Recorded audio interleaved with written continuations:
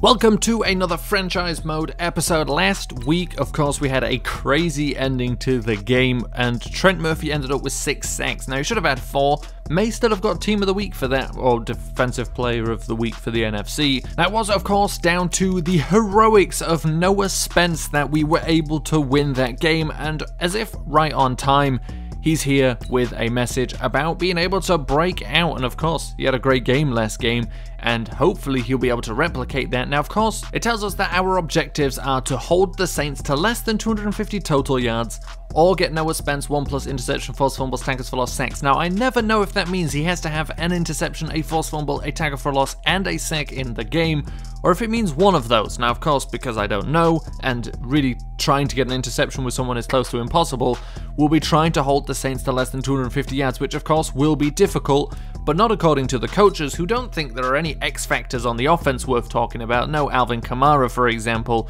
or Michael Thomas. We better just talk about Cameron Jordan, who, to be honest, will cause us a lot of problems. We can try and slow him down. It's not very likely to happen. He's a very good player who we've had many problems against, but maybe, you know, giving up 2 or fewer sacks, probably not going to happen. Our offensive line is still very bad, but here's fingers crossed. If we can do that, we've got a chance of winning against the Saints, and let's get into this game against the Saints. Wait, what? Before that, you want to take a look at the scouting? Okay, here we go. Let's take a look. There are some pretty decent looking right tackles. I'm pretty happy with the fact that we can get a bunch of guys for much better value. A 6th rounder with a 2nd round grade. We'll be trying to grab him as soon as possible. Well, obviously not as soon as possible. That would be the 1st round, and we'd be taking him too early. But with the offensive line done, we're taking a look at cornerback, because I feel like we're going to have to fill up here, because free agency, or rather re-signing people, is going to hit us pretty hard. We still don't have that much cap space, so we may have to let Vernon Hargreaves go, and so we'll take a look at the cornerbacks to see if we can find a potential replacement for him. And with that out of the way, we can finally get into this game. We'll be kicking off, the Saints looking to return, and they'll be doing that from the goal line, and a great stop there from Devin White straight away, stopping him at the 17-yard line. So let's see what we can get going. Trying to hold him to less than 250 yards doesn't start well, as Jared Cook starts with a big reception there, finally stopped by Justin Evans. 1st and 10 from the 43, going to Michael Thomas, one of those X factors that wasn't worth talking about, but the ball comes out and it's recovered by Devin White. Now I have to take a look at the replay. It's going to be very close, but you can see clearly there he was down, so the call is overturned, unfortunately. But on 3rd and inches, no completion for them, so they go for a field goal to score 3-0. Not much there for Darius Geis, but we're given the chance again after a half-decent run, and he finds a big hole there. A nice move to get away from the safety is smash on Lattimore, who's looking to catch him. Will he catch him from behind? No, he will not. Darius Geis with the 74-yard rushing touchdown to begin this game. An incredible run. Very well worked from him, well blocked as well, and now the Saints have the ball back, and a big completion over the middle there for the 1st down at the 46-yard line. 1st and 10, giving the ball to Alvin Kamara. Remember, not worth talking about according to the coaches, or maybe they couldn't decide who was a bigger threat between him and Michael Thomas, as they're both causing us problems right now. Alvin Kamara a little bit more there, as Levante David with the sack on Brissett, and that'll stop him in their tracks. 3rd and 19.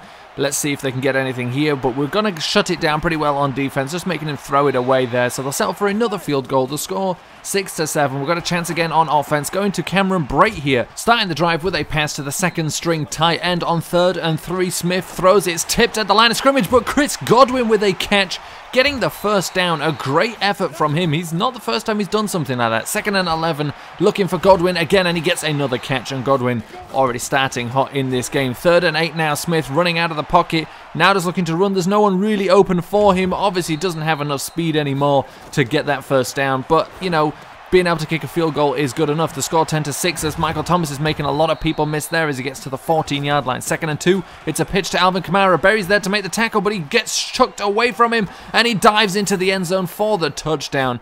Alvin Kamara was definitely worth talking about before the game. Unfortunately, we're not able to stop him on that one. So the score now 13-10. We've got a chance on offense. Another pass here to Cameron Brate. Nothing from O.J. Howard yet, as we go to the 2nd string tight end more than the 1st string, but we didn't get anything on the drive, had to punt it away.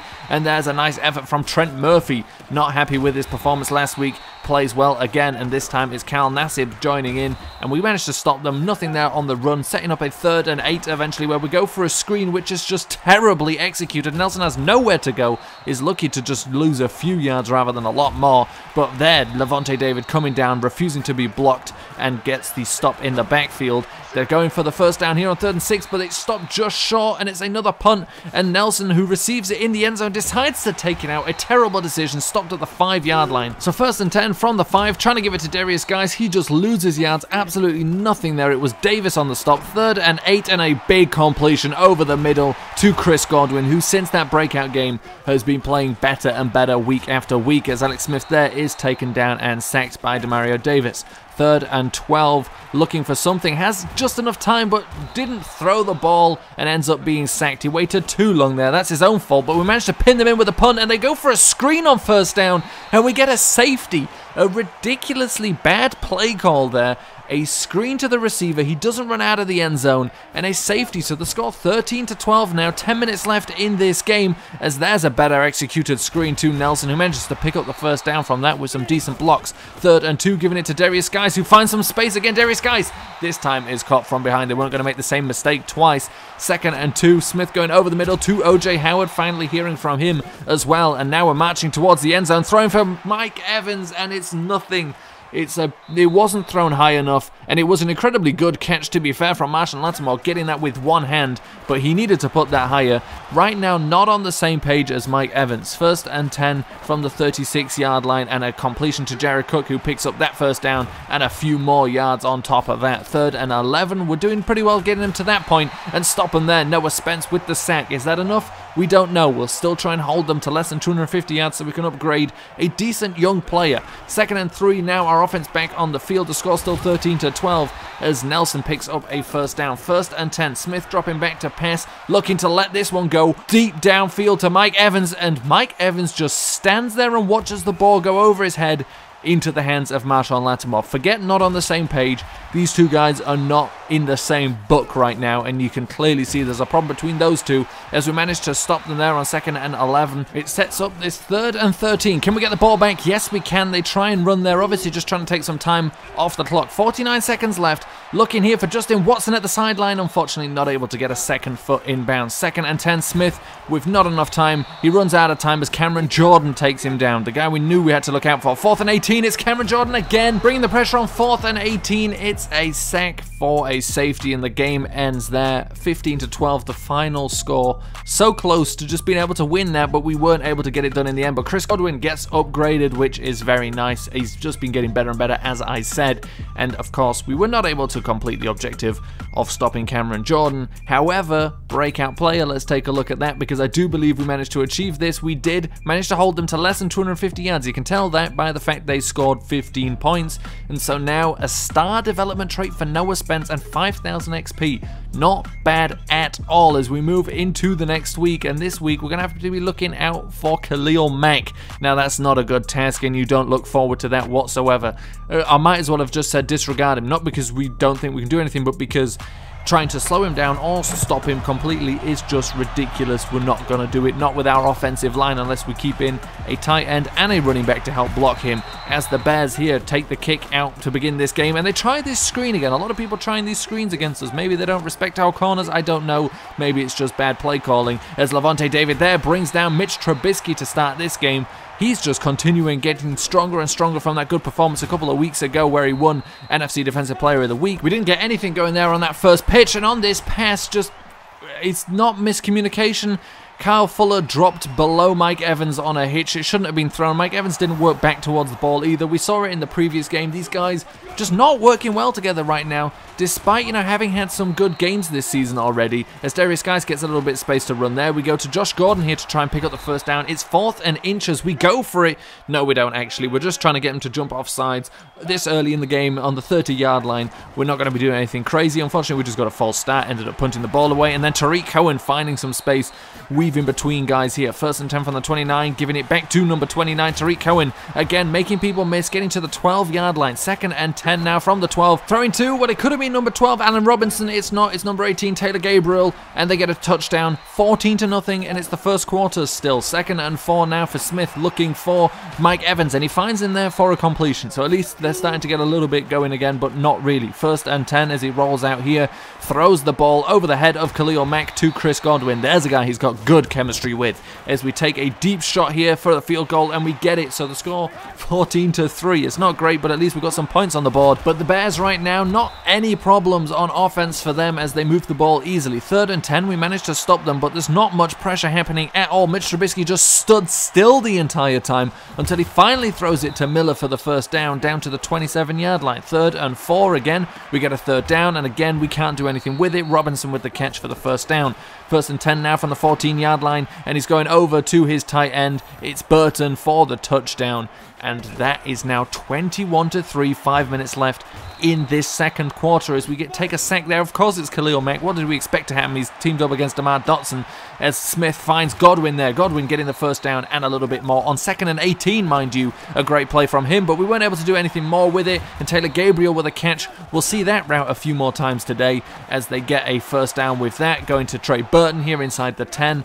54 seconds left in the first half, and Mitch Trubisky loses the ball. Devin White had a chance to pick it up, picks it up there, is then tackled, but Mitch Trubisky will always give you a chance if you're the opposing team as we get the ball off in there. Maybe a chance to do something now. Darius Guice nowhere to run with it, had to bounce it outside. 2nd and 11, Smith looking to run and just gets sacked. He tried to find some space through the middle, it wasn't there. 3rd and 15, time for something different. A pass to Darius Guice, who was lined up as a receiver, breaks out of the first tackle, but a couple of guys get there quickly enough. 1st and 10, it's a pass down the sideline to Chris Godwin, making one-man miss and finally being brought down. Chris Godwin, if it's not going to work with Mike Evans, it will work with him. Nelson, absolutely no space there whatsoever. Roquan Smith closed that hole very quickly, trying over the middle to O.J. Howard, an incomplete pass. 4th and 14 now, Smith dropping back. Smith just going to let it go to the end zone. It's Chris Godwin waiting, and they can do no wrong at the moment. When these two guys connect, good things happen. Chris Godwin with the touchdown back of the end zone on 4th and 14. We had to go for it. We're in such a deep hole midway through the 3rd quarter, so why not just go for it? And it works out a touchdown. 21-10 now. The score is Tariq Cohen gets the ball there and a missed tackle. Hargraves takes a bad angle and can't make the tackle. Now Tariq Cohen just free to sprint to the end zone. Embarrassing defensive performance so far. We can't stop anything. We can't stop the run. We can't stop the pass. The offense gets nothing going, so they get the ball back here. Finally managed to stop the run there. Tariq Cohen already with 132 yards on the ground today. No pressure whatsoever. We try and stop the run. It should mean, if nothing else, we get some pressure on the quarterback as well, even if it allows quick passes. But just nothing working out for us except for that. Carlton Davis running the wrong way. Can anything go our favor today? No. The interception was good, but it could have been a pick six, but he ran the wrong ways. Guice gets it here, shakes off one man, will not be denied the first down, and gets that there. 1st and 10 from the 47 now. Smith having to move in that pocket, finds Chris Godwin. Keep looking that direction. That is a great connection right now. 1st and 10, going back to him again for another completion, just shy of the goal line. Getting sacked here. We went for something quick, but he couldn't let go of it quickly enough. We try a pitch to Darius Guice. Just no block whatsoever there from Kappa, who's obviously filling in for the suspended Dan Weaver. But on 3rd and goal from the 8-yard line, going back to Chris Godwin. What a great connection. Mike Evans may be upset he's not getting more of the ball, but it's not working out when he throws to him. It works out very well when he goes to Chris Godwin. 2nd and inches here, and he goes deep for the end zone, and Allen Robinson with a touchdown catch. It doesn't matter what we do. The Bears have an immediate answer for everything as Chris Godwin can't make a catch here on 3rd and 6. The Bears get the ball, a quick pass to Allen Robinson, and Allen Robinson into the end zone. There's 7 minutes left in this game. At least we managed to block this. Maybe a 2-point conversion. You never know, it could have keyed a 22-point comeback, but I doubt it. But now we've got to try and make a 24-point comeback as Darius Guice with a nice run there. We're not going to stop running. If we just abandon that, then we might as well just start throwing interceptions for free right now as Alex Smith is sacked. 4th and 4. Got to go for it, looking for Mike Evans, not able to make the catch. We're not blaming him there. It was a good play from the defense. 3rd and 6, and they get a touchdown. Really, you're going to hear that a lot. Well, actually, you're not going to hear it a lot anymore. You've heard it a lot already. 1st and 10 there, looking for Evans on the sideline, and it's an interception by Kyle Fuller. A second one of the day.